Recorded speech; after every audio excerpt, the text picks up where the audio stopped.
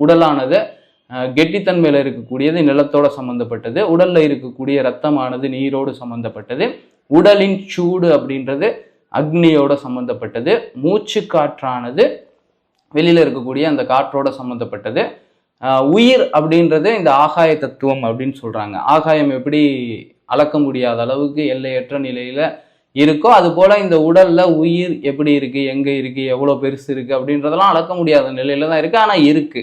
அப்ப அதை தான் அந்த ஓட்டங்கள் இதுக்கு எல்லாத்துக்குமே ஒரு அசைவுகள் இருக்கு. அந்த அசைவை தொட்டு தான் இங்க இந்த உலக வாழ்க்கை அசைஞ்சுக்கிட்டு இருக்கு, இந்த நிகழ்வுகள்லாம் நிகழ்ந்துகிட்டு இருக்கு அப்படின்ற ஒரு விஷயத்த நம்ம மருத்துவ ரீதியாகவே கொஞ்சம் பழைய யுனானி இல்லை சித்தா இல்லை ஆயுர்வேதம்லாம் படிச்சிருந்தோம் அப்படின்னம்னா கண்டிப்பாக தெரிஞ்சிருக்கும், அந்த நாலேஜ் கொஞ்சம் இருந்ததுன்னா.